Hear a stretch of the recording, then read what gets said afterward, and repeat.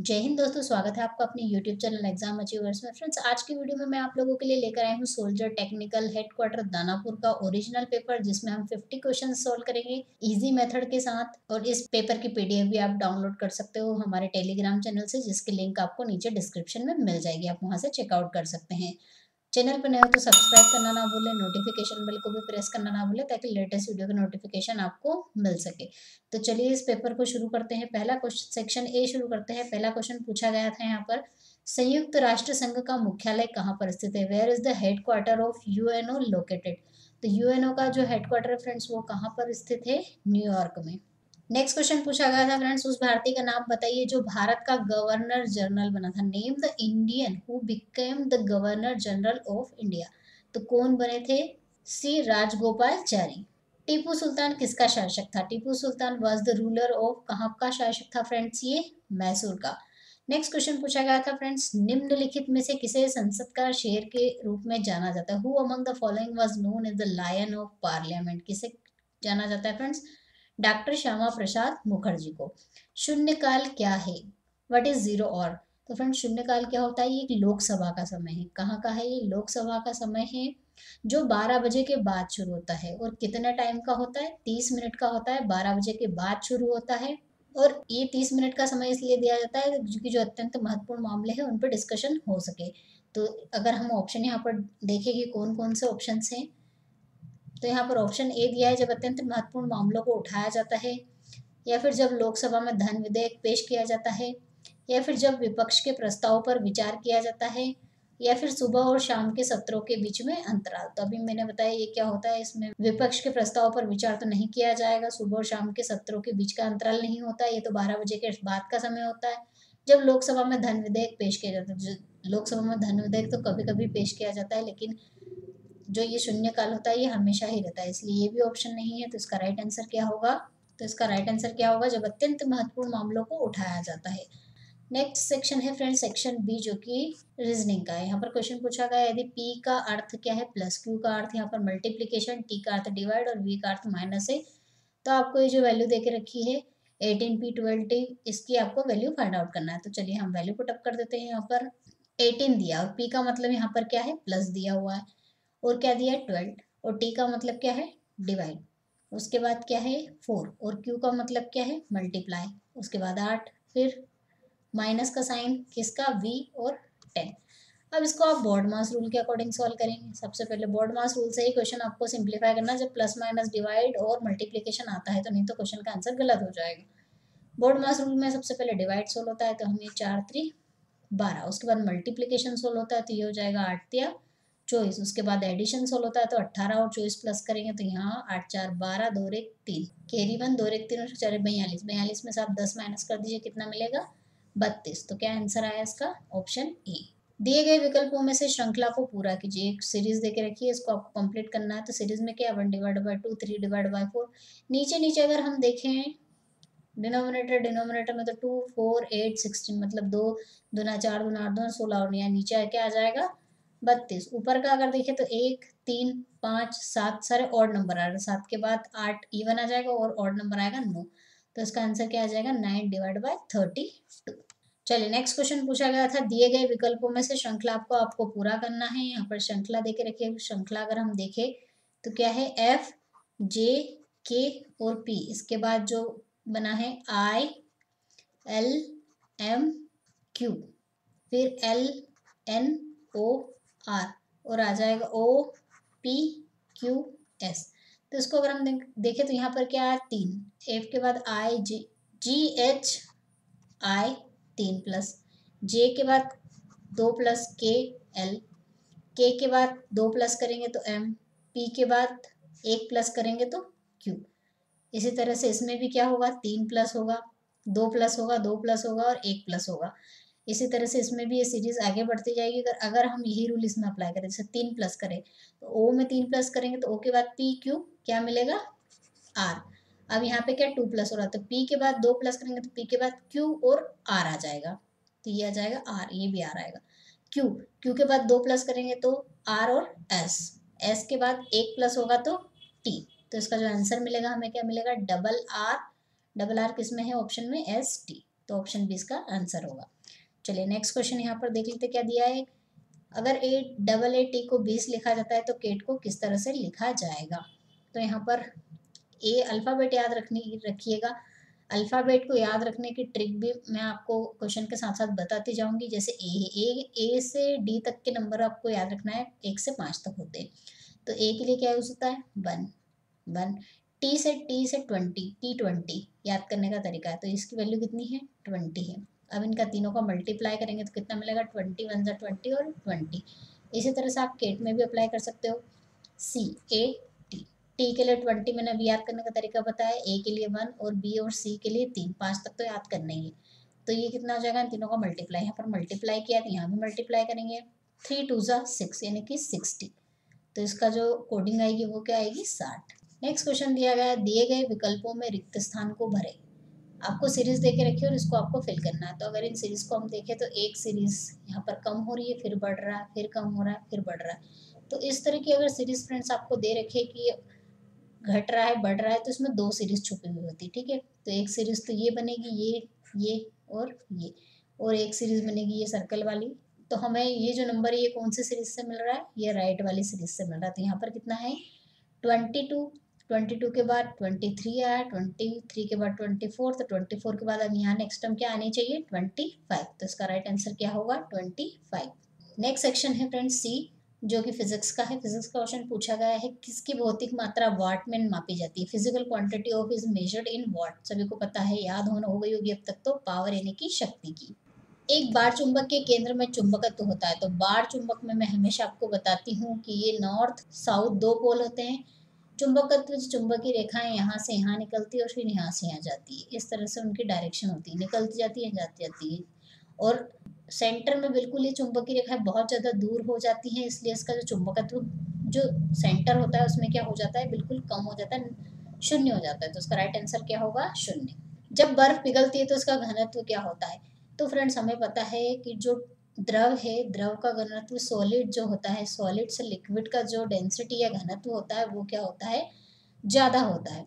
तो बर्फ है, बर्फ सॉलिड में आती है और किस में कन्वर्ट हो जाएगी लिक्विड में, यानी कि वाटर में कन्वर्ट होती जाएगी। तो घनत्व उसका क्या होता जाएगा बढ़ता जाएगा। तो उसका राइट आंसर क्या होगा वृद्धि होगी यानी कि बढ़ेगा।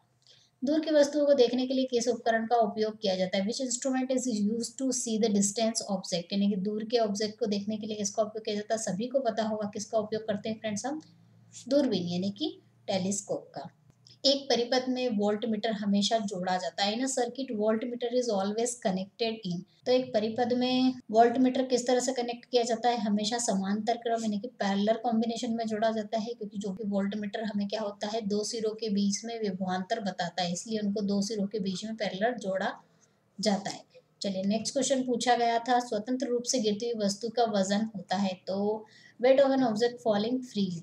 तो जब वस्तु स्वतंत्र रूप से गिरती है तो वो किसी भी वस्तु यानी कि जो गुरुत्वाकर्षण रहता है पृथ्वी के तल से बहुत दूर होती है, पृथ्वी के तल पर नहीं होती।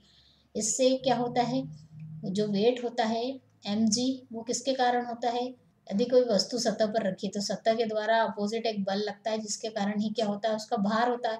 लेकिन ये सतह के कांटेक्ट में नहीं रहता है, इसलिए इसका जो भार हो गया वो क्या हो जाएगा बिल्कुल शून्य हो जाएगा। त्वरण की इकाई होती है। तो त्वरण की इकाई अभी तक याद हो गई होगी, मीटर पर सेकंड स्क्वायर होती है। और लास्ट पेपर में भी आपको मैंने ये सॉल्व करके बताया कि कैसे आती है एक्सेलरेशन की यूनिट। तो इसका राइट आंसर होगा मीटर पर सेकंड स्क्वायर। यदि गैस को एक कंटेनर में संलग्न किया जाता है जिसे फिर तेजी से चलने वाली ट्रेन में रखा जाता है, तो गैस के तापमान में क्या फर्क आएगा। तो फ्रेंड्स गैस कंटेनर में रखी है और कंटेनर में रखने से क्या हो, बाहरी वातावरण से ना तो ऊर्जा इसमें प्रवेश कर पाती है ना ही इसमें से बाहर निकल पाती है, कोई स्थानांतरण या फिर कोई ट्रांसफॉर्मेशन नहीं हो पाता है। इसलिए क्या होगा, इसका जो तापमान है अपरिवर्तित रहेगा। निम्नलिखित में से कौन सी मात्रा अदिश है, यानी कि स्केलर क्वांटिटी। स्केलर क्वांटिटी अदिश मात्रा वो होती है जिसमें दिशा की आवश्यकता नहीं होती। तो वेग, बल और धारा इन सभी में दिशा की आवश्यकता होती है, लेकिन जो वजन होता है इसमें कोई दिशा की आवश्यकता नहीं होती है। इसलिए अदिश राशि स्केलर क्वांटिटी कौन सी है, वजन यानी कि वेट। टेलीविजन का आविष्कार किसने किया था। टेलीविजन का आविष्कार किसके द्वारा किया था, बहुत कॉमन क्वेश्चन है फ्रेंड्स, JL बेड के द्वारा। गॉस निम्नलिखित में से किसको मापने की इकाई है। तो किसको मापा जाता है गॉस के द्वारा, चुंबकीय प्रेरण यानी कि मैग्नेटिक इंडक्शन को। पारा का उपयोग बैरोमीटर में क्यों किया जाता है? तो फ्रेंड्स, पारा बैरोमीटर में इसलिए उपयोग किया जाता है, इसके दो कारण हैं। क्योंकि एक तो ये चिपकता नहीं है, परख नली से जिस नली में बैरोमीटर भरा जाता है उससे चिपकता नहीं है, और दूसरा कारण ये है कि इसका जो घनत्व है वो क्या होता है, उच्च होता है, यानी कि हाई डेंसिटी होती है। और हाई डेंसिटी होने से क्या होता है कि जैसे जैसे पारा जो होता है अपनी जगह से कम ट्रांसफर हो पाता है, इसलिए इसके लिए परख नली की ज़्यादा बड़ी परख नली की ज़रूरत भी नहीं होती। कि इसकी जगह पे हम पानी यूज़ करते तो पानी का लेवल बहुत ज़्यादा बढ़ जाता है, क्योंकि उसका घनत्व पारे से कम होता है, तो इसके लिए ज़्यादा नली, बड़ी नली की आवश्यकता होती। लेकिन यहाँ पारे का घनत्व ज़्यादा होने से वो रिश्ता कम है, इसलिए पारे का उपयोग इसमें किया जाता है। पृष्ठीय तनाव की इकाई क्या होती है? तो पृष्ठीय तनाव क्या होता है? प्रति लंबाई पर लगाया गया जो बल होता है उसे कहा जाता है पृष्ठीय तनाव, यानी कि सरफेस टेंशन। फोर्स का क्या होता है? न्यूटन। और लेंथ का क्या होता है? Metre, newton per metre. तो इसका राइट आंसर क्या होगा? Option C. निर्वात में प्रकाश की गति क्या होती है? सभी मुझसे पहले इसका आंसर दे दीजिए, सभी को पता होगा कितनी होती है? 3 × 10⁸ मीटर पर सेकेंड। एक अश्व शक्ति में कितने वॉट होते हैं? सभी को पता होगा, इसका आंसर भी आपको देना है 746 वॉट। चलिए सेक्शन डी शुरू करते हैं, जो कि है मैथ्स का। क्वेश्चन पूछा गया है √529 और √81 की वैल्यू आपको बतानी है। तो फ्रेंड्स, 529 किसका अंडर रूट होता है? अगर आपको नहीं आता है तो आपको पता होगा, 10 का तो पता ही होगा कितना होता है, 100। और 20 का कितना होता है? 400। तो ये 20 के ऊपर ही होगा, 20 से कोई सा ऊपर वाला नंबर होगा जिसका ये क्या होगा? स्क्वायर रूट होगा। तो किस तरह से फाइंड आउट कर सकते हैं? अगर हम 21 का करेंगे तो एक एक और एक का अगर करेंगे तो एक ही आएगा। 22 का करेंगे 2 दूना 4, 23 का करेंगे तो 3 तिया 9। तो हम 23 × 23 करके देख लेते क्या इसका आ रहा है क्या? 3 तिया 9, 3 दूना 6, 2 तिया 6, 2 दूना 4, 9, 6 और 6 12, 2 और 1। तो किसका आया? 23 का। इस तरह से ये निकालने का मैंने आपको तरीका बता दिया है। तो ये आ जाएगा 23 का। और 81 तो आप सभी को पता होगा, 9 9 जा 81 होता है। तो 23 + 9 कितना होगा यहाँ पर? 32। तो इसका आंसर क्या मिला? Option D. यदि एक बेलन के आधार की त्रिज्या 6 सेंटीमीटर और ऊंचाई 7 सेंटीमीटर हो तो इसका आयतन ज्ञात कीजिए। तो बेलन के आयतन का फॉर्मूला आपको याद होना चाहिए। बेलन के आयतन का फॉर्मूला कितना होता है? πr²h। ये होता है बेलन के आयतन का फॉर्मूला। अब यहाँ पर आधार की त्रिज्या दे के रखी है, मतलब ये आर की वैल्यू 6 दे रखी है, 6 × 6। ऊंचाई कितनी? 7 दे के रखी है। और पाई की वैल्यू कितनी होती है? 22/7। बहुत ईजी क्वेश्चन है, सिर्फ फॉर्मूला याद होना चाहिए। 7 से 7 कैंसिल हो गया, ये हो जाएगा 6 6 36, 36 और 22 मल्टीप्लाई कर दीजिए तो वैल्यू आपको कितनी मिलेगी यहाँ पर? 792। तो इसका राइट आंसर क्या होगा? 792 सेंटीमीटर क्यूब। नेक्स्ट क्वेश्चन में यदि 2 मेजों और 3 कुर्सियों की कीमत 500 रुपए तो 8 मेजों और 12 कुर्सियों की लागत बताइए। पिछले पेपर में एक भी क्वेश्चन रिपीट हो चुका है और बहुत इजी है। यहाँ पर दिया है 2 मेजें, मतलब एक्स मान लेते हैं मेजों को, और कुर्सियों को हम वाई मान लेते हैं। इनका कीमत कितनी है? 500। 8 की, तो इसमें अगर हम 4 का मल्टीप्लाई कर देते कितने हो जाएगी? 8x और 4 3 12y। 12 कुर्सी हो गई और 8 मेजे। अब इसमें भी 4 का मल्टीप्लाई होगा दोनों साइड से, तो हो जाएगा 20, यानी कि 2000। तो कितनी आई कीमत? 2000। 14 सेंटीमीटर व्यास वाले एक गोलार्ध का कुल पृष्ठीय क्षेत्रफल क्या होता है? तो हेमिस्फेयर बोला है, गोलार्ध। और हेमिस्फेयर का आपको कुल पृष्ठीय क्षेत्रफल का फॉर्मूला याद होना चाहिए। कितना होता है? 3πr²। यहाँ पे 3, पाई की वैल्यू 22/7, आर की वैल्यू कितनी दे रखी है? यहाँ पे 14 सेंटीमीटर का व्यास दे के रखा है। व्यास से हम त्रिज्या निकाल लेंगे, कितनी आएगी? 2 से डिवाइड कर देते हैं तो त्रिज्या आ जाएगी 7। तो ये 7 × 7, ये 7 से 7 कैंसिल हो गया, 7 तिया 21, 3 दूना 6, 3 दूना 6, 66 × 7, 7 छंग 42, 7 छंग 42, 43 44 45 46। तो ये हो जाएगा 462 सेंटीमीटर स्क्वायर। नेक्स्ट क्वेश्चन पूछा गया था फ्रेंड्स, एक आयताकार कमरे की चौड़ाई इसकी लंबाई का 3/4 है। तो एक आयताकार लंबा की चौड़ाई, चौड़ाई यानी कि ब्रेड्थ, उसकी लंबाई की कितनी है? 3/4 है। तो ये रिलेशन हमने यहाँ पर लिख लिया। यदि कमरे का क्षेत्रफल इतना दे के रखा है तो इसकी लंबाई और चौड़ाई के बीच का अंतर आपको बताना है। तो क्षेत्रफल का फॉर्मूला क्या होता है? कमरा आयताकार, रेक्टेंगल है तो रेक्टेंगल का क्षेत्रफल का फॉर्मूला होता है लेंथ इनटू ब्रेड्थ, जो कि कितना दे के रखा है? 300। अब यहाँ पर लेंथ L है, B की वैल्यू कितनी है? 3/4L = 300। यहाँ से हम इसको कैंसिल आउट कर देंगे तो वैल्यू L² की कितनी मिलेगी? 400। और यहाँ से L की वैल्यू कितनी मिलेगी? 20।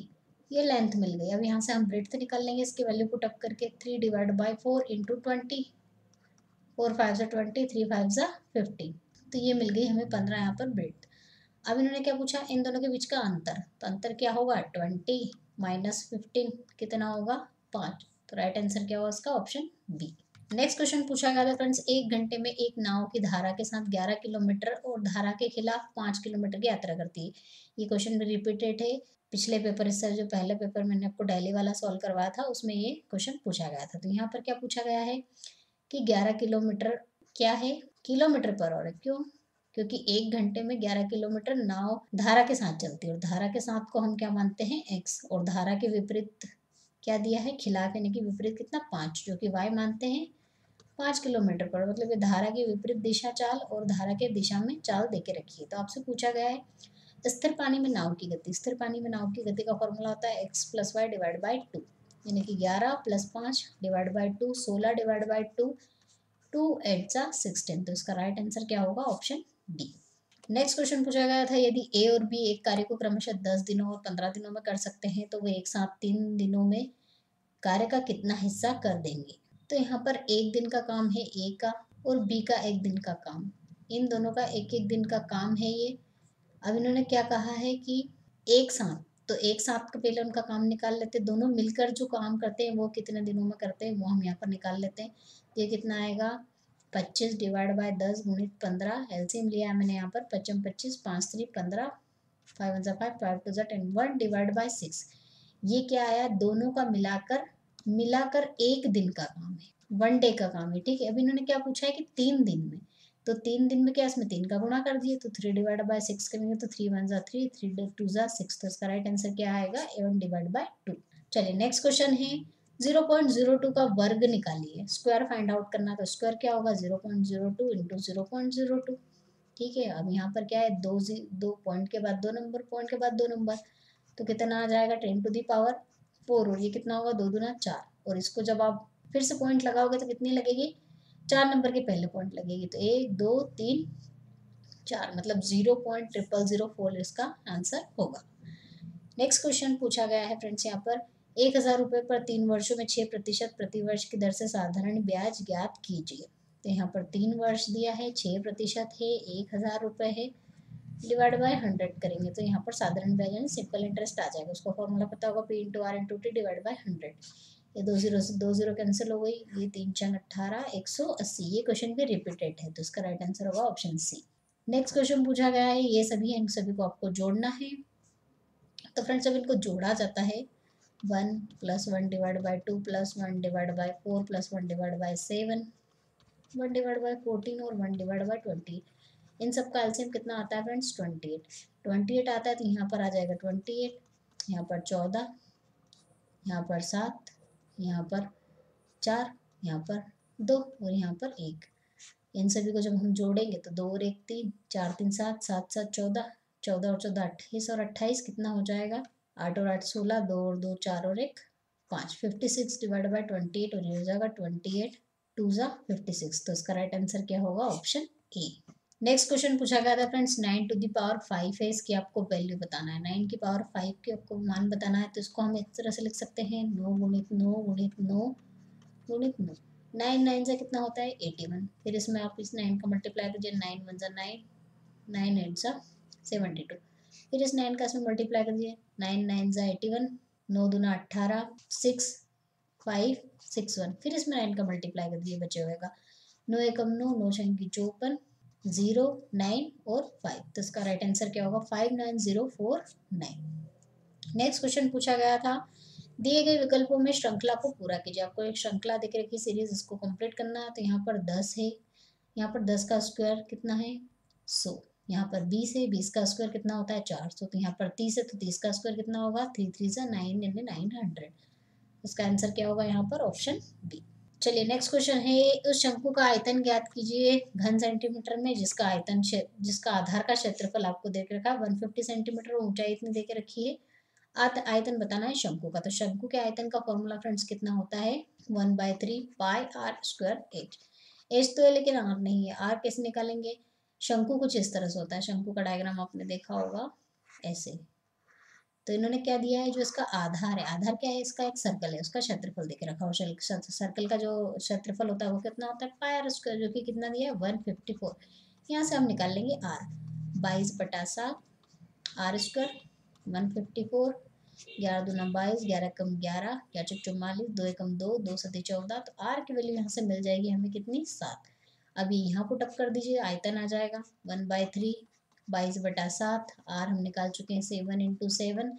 हाइट इन्होंने देख रखी है 12 सेंटीमीटर, वो पुट अप कर दीजिए, 7 से 7 कैंसिल, 3 1 3, 3 4 12, ये हो जाएगा 7 दूना 14, 7 दूना 14, 154 इंटू 4, 4 चौक 16, 4 पंजी 20 और 1 21, 4 एकम 4, 5 6, 616।